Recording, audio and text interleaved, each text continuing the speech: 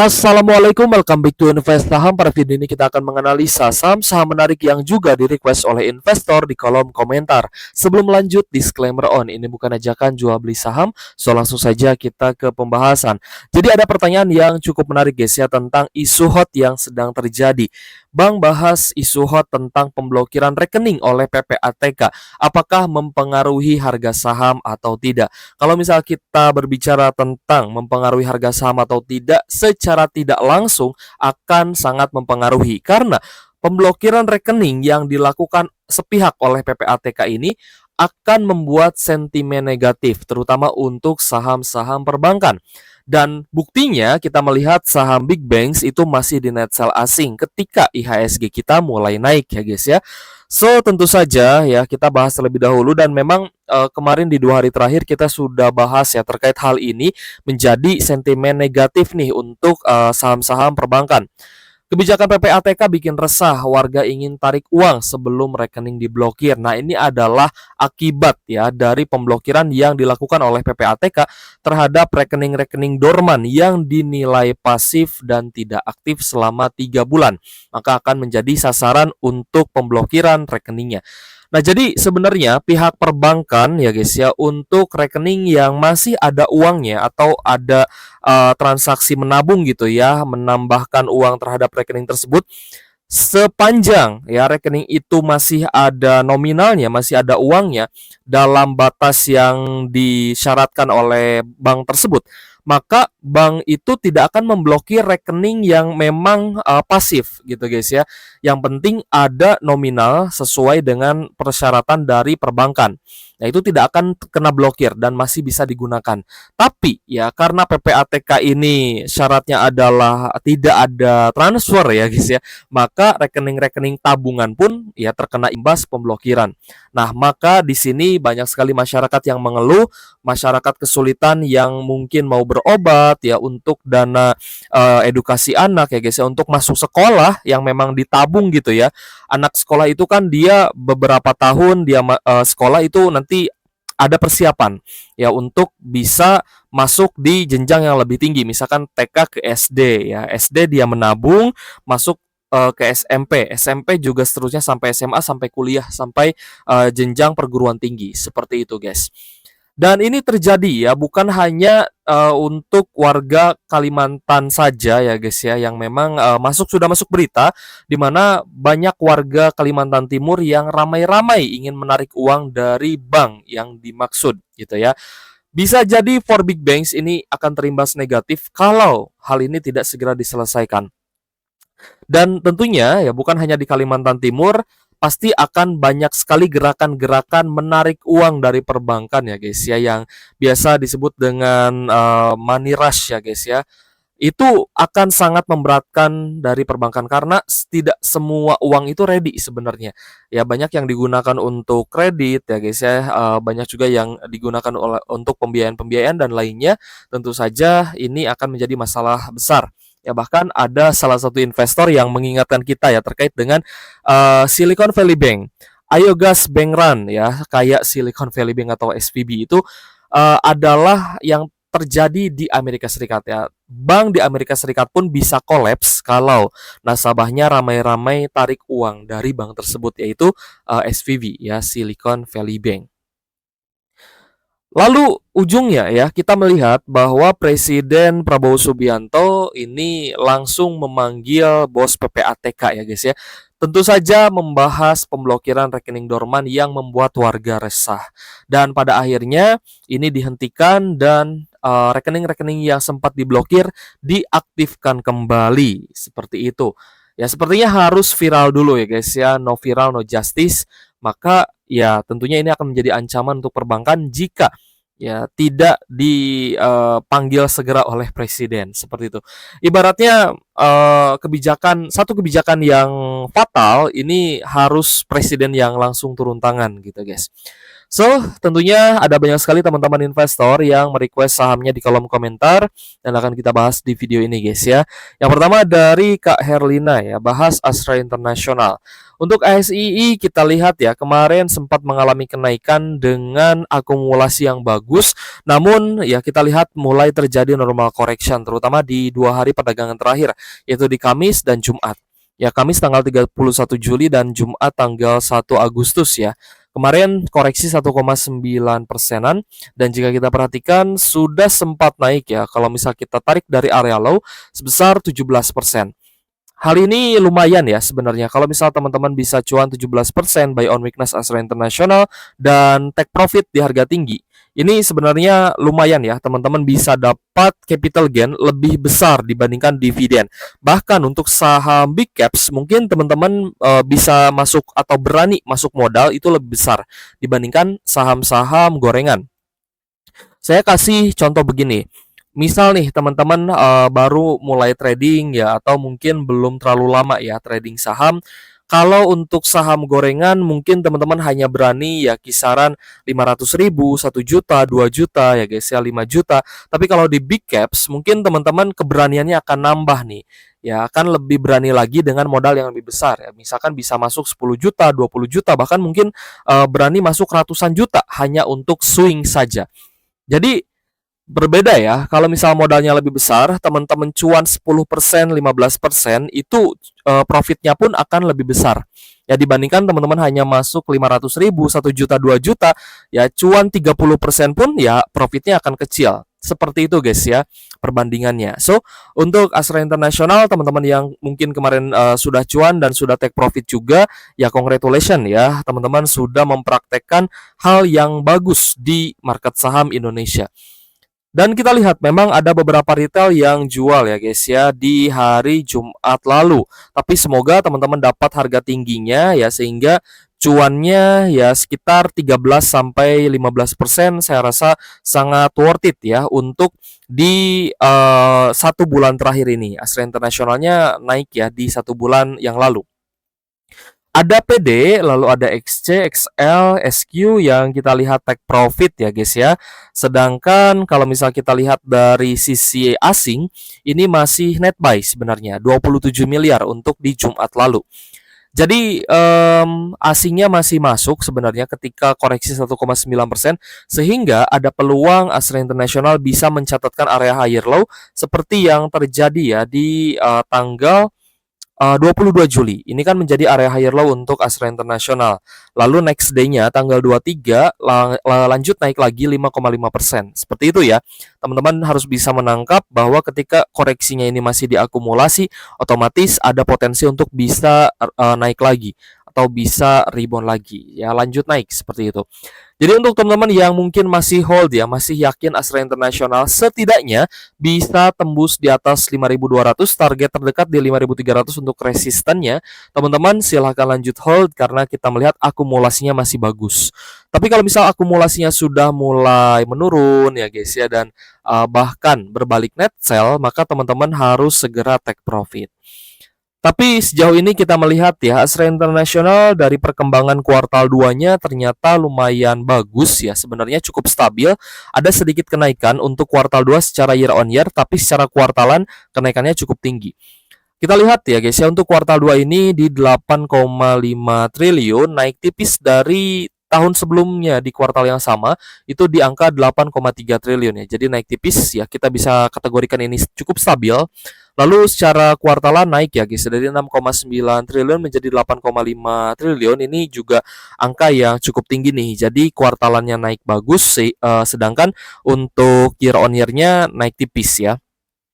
Tapi sejauh ini Astra International secara kinerja ternyata masih cukup stabil, sehingga teman-teman yang mungkin ya masih di posisi floating loss nyangkut ya guys ya, mungkin juga invest jangka panjang. Meskipun dalam posisi yang minus, saya yakin Astra International ini masih sangat worth it untuk teman-teman hold dan averaging down tentunya. Karena sesegera mungkin teman-teman averaging, dan apalagi kemarin dapat harga bawah ya di 4.400 sampai 4.500-an, ini adalah range averaging down yang bagus guys. Semakin cepat average kalian turun, ketika harga sahamnya nanti mulai naik, maka akan terjemput guys ya, dari yang tadinya floating loss menjadi floating profit, dan itu yang pastinya kita harapkan ya. Oke guys, kita lanjut ya membahas saham kedua yaitu SMSM dari Queen Rizkia. Ya, Abang bahas SMSM. SMSM ini juga saham yang bagus ya guys ya. Maksudnya secara fundamental menarik ya, oke untuk di hold. Dan kita lihat di hari Rabu, Kamis dan Jumat ternyata mengalami kenaikan ya. Hari Rabu tanggal 30 itu naik 2,8%, lalu naik lagi sekitar 1,2%, dan terakhir hari Jumat itu kita lihat naik 0,25%. Ada normal akumulasi dari asing ya, BBCP, YPAI, dan BK meskipun tidak terlalu besar, hanya 650 jutaan, tapi retailnya ini mulai jual guys ya. Ada SQ, CC, PDXC, dan XL. Dan kalau misalnya kita perhatikan ya, memang SMSM ini merupakan saham yang sangat rutin bagi dividen. Jadi teman-teman yang mungkin sudah ambil di harga bawah di sekitar 1.600, ini masih sangat layak untuk di hold ya, karena sejauh ini pun asingnya belum net sell besar-besaran. Setidaknya teman-teman ya pasti sudah ada yang cuan sekitar 20%-an untuk di SMSM. Mungkin minimal-minimalnya di belasan persen, itu sudah sangat bagus. Atau teman-teman yang mungkin masih hold untuk jangka panjang ya, sudah dapat dividen rutin, karena SMSM juga sejauh ini kita lihat masih sangat rutin ya untuk membagikan dividen. Untuk kuartal 2-nya ternyata SMSM ini mencatatkan pendapatan atau net income ya, laba ya, sorry, laba. Kalau pendapatan kan revenue. Untuk net income ya atau laba bersih dari SMSM ini secara year on year naik ya, dari 233 miliar menjadi 266 miliar ya. Lalu secara kuartalan juga naik tipis dari 265 menjadi 266 miliar, seperti itu. Kita lihat secara fundamental tidak ada masalah ya, masih sangat oke. Lalu kita lihat juga di Agustus 2025 ini ternyata akan bagi dividen lagi ya, dengan ex-date di 7 Agustus.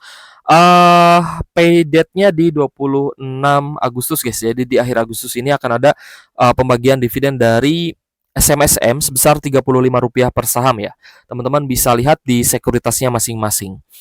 Untuk SMSM valuasinya juga masih oke ya, teman-teman masih bisa hold ya, sehingga tidak ada masalah ya jika teman-teman masih pegang SMSM meskipun dalam kondisi floating loss atau floating profit ya, silahkan lanjut hold. Tapi untuk tambah muatan ya menjelang dividen pun saya rasa tidak ada masalah. Karena gini guys, dividen SMSM itu setahun bisa 2 kali, 3 kali, bahkan ya sempat 4 kali juga. Jadi dividen trap-nya tidak akan terlalu berasa ya, karena pembagian dividen secara yield-nya itu tidak terlalu besar juga.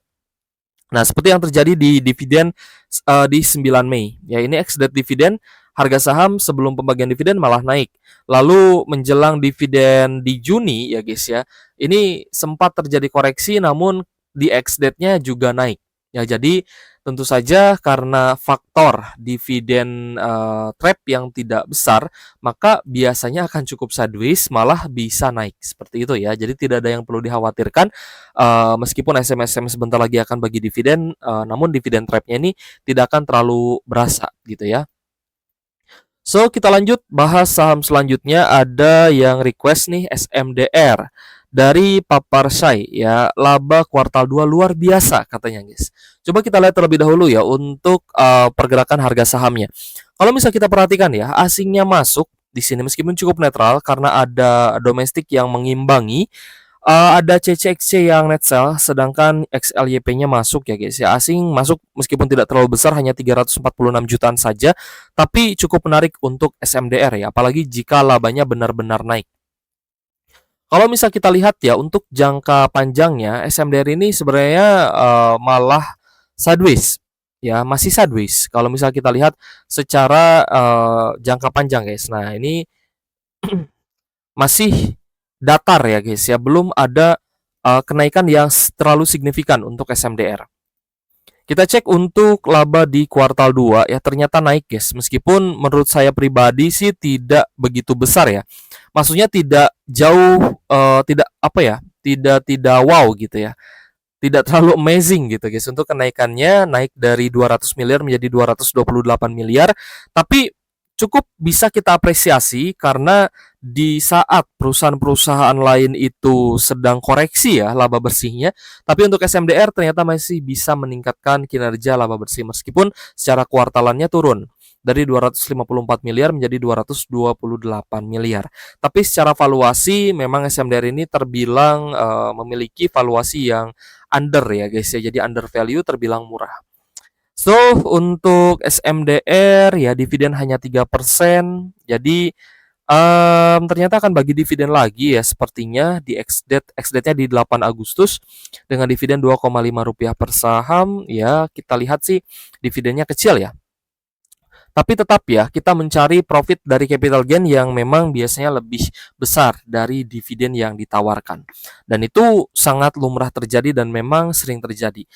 Kecuali di tahun 2022 lalu ya, untuk saham-saham batubara ya waktu itu dividennya besar ya guys ya, sehingga kita masih berharap ya tentunya saham batubara ini bisa kembali rebound ya, tapi harus dibarengi dengan kenaikan dari harga acuan batubara itu sendiri. So, untuk SMDR, kalau misal kita tarik ya dari area low di sekitar bulan April ketika huru-hara tarif Trump ya guys ya, ini sudah naik 90% SMDR-nya. Berapa kali lipat guys ya untuk teman-teman yang mungkin hanya terpaku dengan dividen ya tanpa melihat potensi dari kenaikan harga saham. Saya rasa teman-teman harus lebih belajar lagi nih ya untuk bisa melihat peluang yang lebih besar.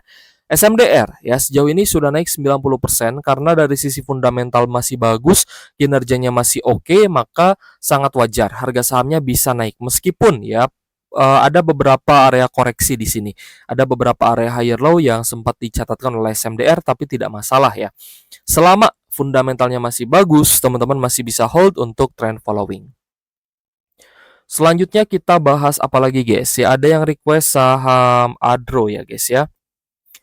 Lalu ada juga yang mau Kalbe Pharma ya. Kita ke Kalbe Pharma dulu guys.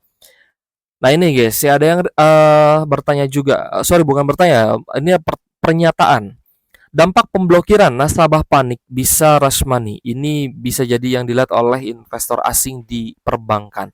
Memang seperti itu guys. Karena di Amerika Serikat sendiri ini sempat terjadi ya. Silicon Valley Bank yang tadi sempat kita spill ke teman-teman itu juga collapse ya. Karena investor besarnya atau nasabah besarnya itu mereka menarik uangnya gitu ya. So, untuk PPATK ya semoga kedepannya bisa lebih bijak lagi dalam mengambil kebijakan dan keputusan sehingga tidak menjadi dilematis ya atau kepanikan di lapisan masyarakat.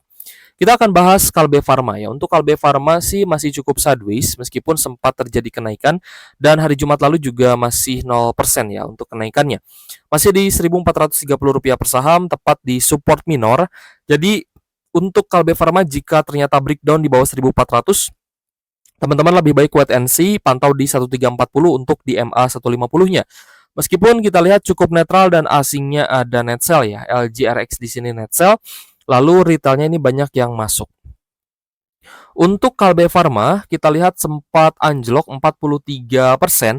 Nah, ketika penurunan saham itu sudah sangat dalam ya guys ya, tidak ada salahnya teman-teman cari area reversalnya. Nah, waktu itu kita menemukan area reversalnya di sini. Ya, meskipun saya masuknya tidak begitu banyak guys ya, karena banyaknya di saham lain ya. Jadi, kita lihat di sini ada tanda reversal, ya maka di sini kita coba entry.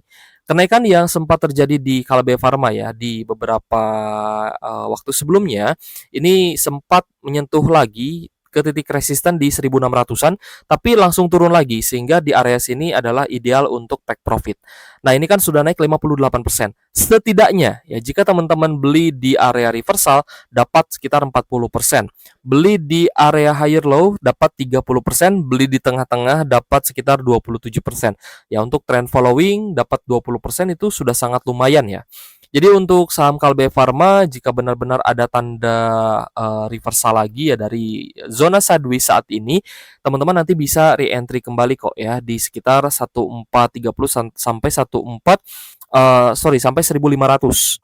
Tapi kalau misalkan dia breakdown dari level sekarang ya di bawah 1400, lebih baik teman-teman wait and see terlebih dahulu. Kita cek untuk Kalbe Farma, ternyata kuartal 2-nya sudah rilis. Secara year on year, ini kuartal 2-nya ada sedikit kenaikan dari 848 miliar menjadi 898 miliar. Tapi secara kuartalan turun, ya dari 1 triliunan menjadi 898 miliar. Ya, sehingga untuk full year 2025 diproyeksikan akan naik ya dari 3,2 triliun menjadi 3,9 triliun, dan ini kita nilai masih cukup stabil untuk laba dari Kalbe Farma. So, Kalbe Farma sejauh ini masih bisa rutin bagi dividen ya guys ya, jadi masih oke. Tidak usah khawatir ya, kalau misal teman-teman ada nyangkut-nyangkut di Kalbe Farma ya, tinggal tambah muatan saja. Ada yang request juga Antam ya, tapi belum rilis kuartal 2-nya, jadi kita bahas yang lain dulu ya guys ya. Untuk saham Akra yang juga ditanyakan di kolom komentar.